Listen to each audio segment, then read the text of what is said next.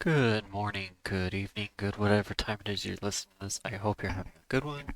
I'm going to be going over the data sets and no earnings, but just the data sets and the SPY for May 30th, 2025. And with that said, let's go ahead and jump straight into it. Load, there we go. Alright, so tomorrow's going to be a very busy morning in the pre-market, 8:30. We have all the very important PCE data, and as many know, PCE data is one of the primary data sets that the Fed is looking at, besides like the Beige Book and stuff, but this is usually one of the main data sets the Fed is looking at. And it's the personal consumption expenditure uh, index. So the forecast is expecting it to come in slightly lower, with an actual 0.1% compared to the 0% in the month over month core PCE. Uh, they're expecting a slight decrease in the year over year. What my opinion on it is that we've been seeing the producers increasing their prices, and very likely we're going to see that transferring over to the PCE as, personal consumption expenditure will be increasing when producers increase their prices. So do we see a slightly hotter print tomorrow? I'm not sure. Potentially. I'm not really focused on it one way or another. It's not a super important data set for me personally right now, but that's what we do have to look at in the morning. We also have the very important personal spending. I think this is probably the most important part of the data set, is seeing the personal spending because that's really going to forecast what's going on in the future from now. It's not just a report where it's like we see the data accumulated and, you know, not being able to really forecast or speculate on that. With the personal spending, at least we can, see that if this is going to continue downward, which they're forecasting this to go downward, um, you know, this is pretty impactful. Retail inventories, that's not really important. Chicago PMI, that's slightly important, but it really shouldn't weigh too much on the market. We also have the Michigan inflation data that can kind of weigh on the market a little bit. That's going to be 30 minutes after market opens at 10 a.m. We also have the consumer sentiment from Michigan. That's slightly important. I think kind of like the earlier PCE data. The consumer sentiment is kind of really important right now because that's where a lot of the narrative is are the consumers falling off or are they going to hold their weight through the summer? And that's really what a lot of the big money is looking at. That's what the treasury market's kind of looking at, um, more so than even our GDP and everything right now. We also have Atlanta GDP at 11:30. I'm not too concerned about that one. It's expected to come in within the forecast range, which is basically the same as the previous. We have Fed member Bostic speaking at 12:20 p.m. Sometimes he says important stuff, sometimes he doesn't. If he does say anything important, then usually Bloomberg will pick it up pretty quickly. The unusual whale bot will pick it up instantly as well. And we have that again on our server for $1 a month for those interested. And the oil data, speculative, this stuff really isn't important. This doesn't weigh on the market really at all. So that's kind of where we have the data tomorrow. Um, it's mainly going to be that 8:30 pre-market stuff that's going to weigh on the market direction. I really don't think the rest of the day is going to matter too much in terms of, uh, you know, causing a major shift in the buying or selling direction.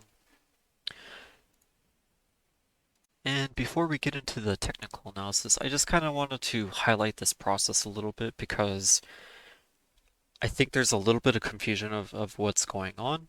So let's kind of just start off from the beginning. Okay, this happened yesterday where the CIT rendered their judgment, striking down the tariffs. Okay. The DOJ, like I mentioned in the video last night, they filed for the appeal for the stay, and they also filed for the entire appeal of the actual basically cancellation of these tariffs. Okay, that larger appeal is going to take quite a bit of time. Now, they had the temporary stay, which was granted. That was not denied. That one was granted, and that temporary stay is in effect until June 9th. Now, that is not I don't know the exact verbiage of it. I'm just going to call it the primary stay, but that is not the primary stay until the appeal court makes their decision. Um, that stay is decided on the 9th. Uh, that stay can still be denied. So if that stay is denied, then that means that the current tariffs are canceled out until the appeal court or Supreme Court or whichever court um, they take it to makes their final decision. Okay, and I don't know the full process behind that because again, involves a potential national security issue, and it's a presidential issue. I don't know if there's any exemptions. I don't know if there's any loopholes that they can get through. Okay, just from my broad knowledge that I've looked into, this is the whole process. So the next step is June 9th. Okay, it should not happen earlier than that. It shouldn't happen over the weekend or anything. It should be June 9th when we get that decision of whether the primary stay is either denied or granted. Okay, so that's what this next process is.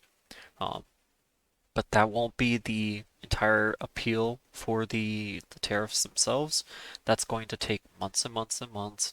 And as I said in my video last night, the very earliest we very likely see any court um, from that appeal is October.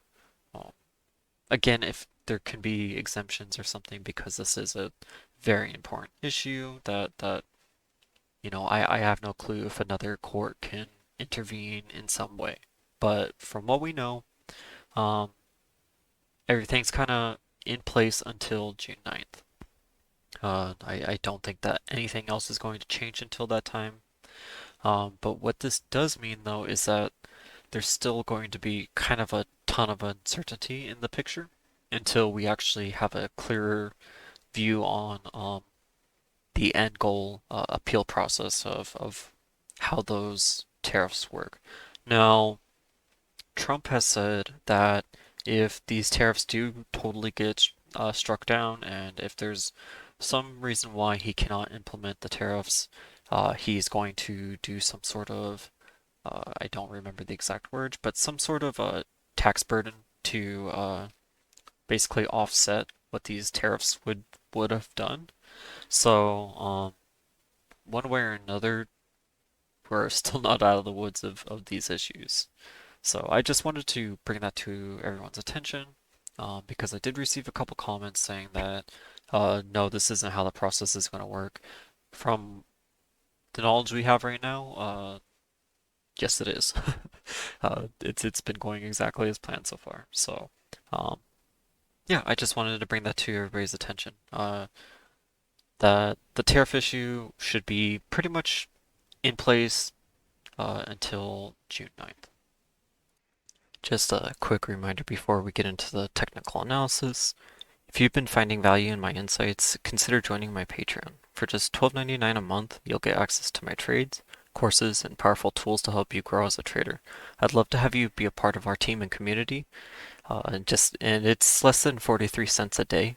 So if you'd like to join, click in the link in the description. Thanks. And going over the technical analysis, let's go ahead and, as always, go to our daily chart. And let's open up our moving averages and our Bollinger Bands. And let's go ahead and go over our levels. So the market closed at 590.05, and our 5 mile is at 586.23. So very likely we're going to see the 5 mile being around that 587.30 range, give or take a couple cents, but it should be very close to that 587. Excuse me, that 587 to 588 range. Really shouldn't expect it to be higher than that. Um, but what that means is that going over our upper and lower bounds. Actually, I'm going to cover the upper and lower bounds in just a couple minutes. I want to cover the 10 mile and 20 mile first. So the 10 mile is at 588.84, or at, I'm sorry, I misread that, 588.64. So it's pulling upward towards that 590 range. The 20 mile is at 579.09. So it is finally breaching away from that 200 mile. I discussed that earlier in the week, that this is kind of what the bulls are looking for the monthly support to pull above that 200-day support. Very, very important, and it is heavily bringing our support upward. Okay, so very likely over the next 1 to 2 sessions, we're going to see the 20 mile pulling above that 580 range, unless we get some crazy absurd sell-off tomorrow, which would have to be, I think, around like -8% or something like that to really offset that. So that should that should be pulling up above that 580 range. Okay. The 200 mile is at 574.24, so it's slowly pulling up to the 575 range, but again, it's very, very bullish to see the 20 mile pulling, you know, drastically away from that range. The upper Bollinger is at 605.38. So again, as the 20 mile travels up, this is going to open up more. And as you can see, the lower Bollinger is a perfect example of that. It is pulling upward. It looks like this is closing, but it's not. This is just making the way to open up upwards. Okay. The lower Bollinger doesn't really matter right now. And yeah, that covers it for the moving averages. Now let's go ahead and cover the upper range, or the upper bounds of the 5 mile and the lower bounds of the 5 mile. So we're going to use that number that I first suggested for the 5 mile tomorrow, which is going to be that 587.30. So that gives our upper bounds of the 5 mile to be around the 589, even close to the 590 range. And if you are checking the overnight price or the pre-market, right now the overnight market's at 589.15, so technically it's within the upper bounds of the 5 mile. The lower bounds of the 5 mile is going to be around the 585 range. So if we do for some reason do a full 5 mile test tomorrow, then you can kind of expect the elevator all the way to from that 589 range to the 585 if we're going to fully test the 5 mile. Um, if we don't though, for example, if the PC data comes in cooler, or whatever data set we need in the morning um, comes in cooler, and for example, we start pulling away from the upper bounds of the 5 mile, that's really heavily suggesting that we're going to start traveling upward towards that upper Bollinger. Now, it is a Friday. I don't know if they're going to take that move over the, right before the weekend. It's tough to say. It's tough to say, but that's the ranges we are looking at right now. It's either we are going to have the 5 mile test tomorrow, or we're going to break away from the 5 mile and head to the upper Bollinger. If we do have the 5 mile test tomorrow, then it's very, very important to see what the market is doing with the 5 mile. And I described the 5 mile to my group tonight kind of as like a magnet. And a magnet can both, gravitate things towards it and push things away if, they're the same, or, same polarities, right? But the 5 mile kind of works in a similar way. Either it's going to be pulling the market price towards that level, or it's going to be actively pushing the market price away from it and kind of acting as a resistance. Um, we need to see if it's going to push the market upward away from it, or if it's going to take that level to build support and potentially head downward to the 20 mile. I know I was pretty bullish in my video yesterday, and I still am very bullish right now. But we do have some bearish structure, and we do need to be very aware of it. I'm gonna go over the 4-hour chart, but feel free to follow with the hourly because that's what I would usually want to show this in. It's just it doesn't show the hourly very well on my side. So let's go ahead and look at this larger cup. Okay. And I'm gonna open the drawings, and I apologize if everything looks terrible for a moment. Okay. So we have two really key areas right here. And from these ranges, we had major bear structure, okay, and that pulled downward, and that's what kind of really suggests that this is a cup right here. Okay, it's from the circled range to the circled range. Okay, I know the cup that I have highlighted is larger. It's this smaller cup turns into this larger cup. Okay, um, from this cup, we do have a handle building. Okay, at least so far right now. We do have a cup right here.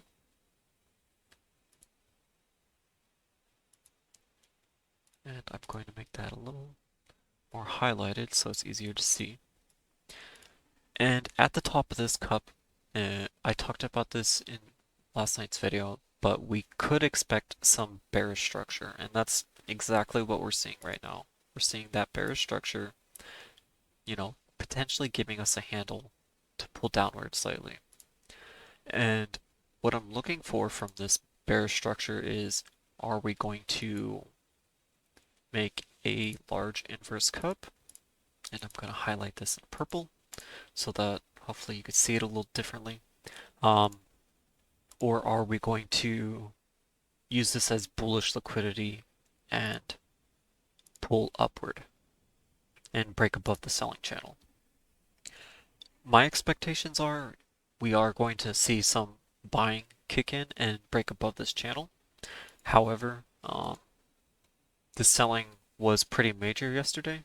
It formed a very large inverse cup, and I can show this on the hourly chart because that will show better. I'm going to hide the drawings for a moment.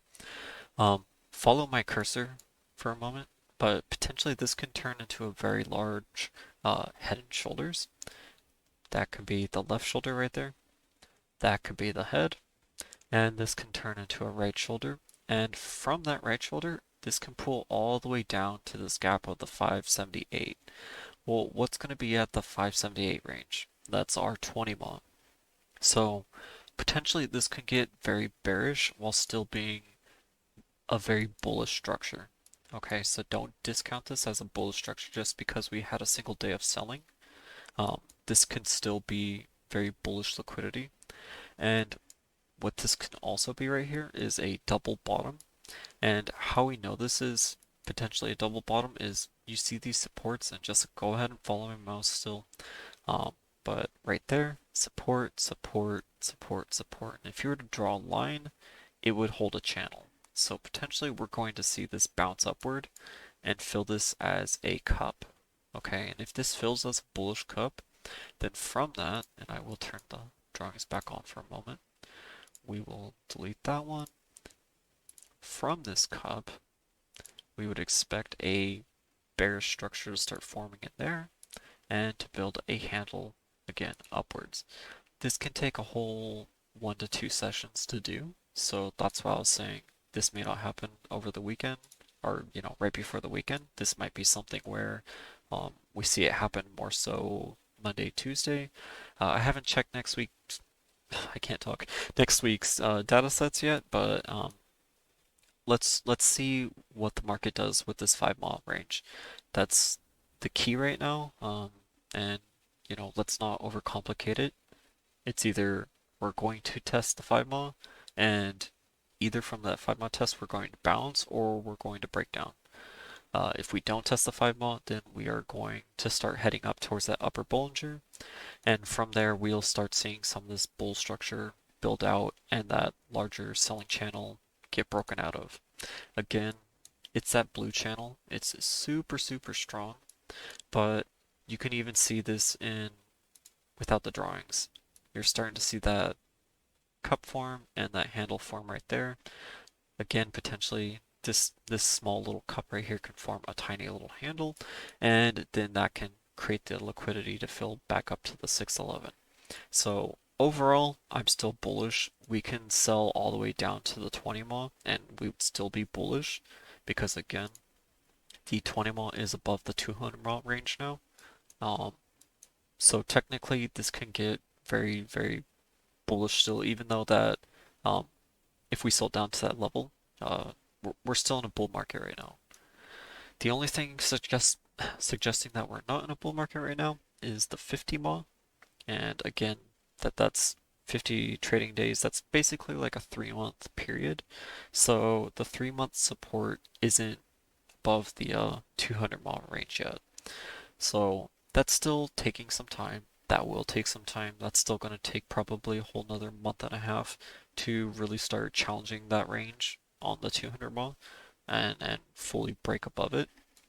But that will be the last real major signal to completely erase any bearishness. For now, just again, prepare the levels. I'm not gonna discuss how to prepare the 5 mile right now. I could discuss that in Sunday's video if someone reminds me. um, but yeah, I am expecting this to head upward and to push all-time highs, very likely within this next week. So with that said, I hope everyone has a great day tomorrow, trade safe, and have a wonderful weekend. And I will talk to you all on Sunday. Have a good day.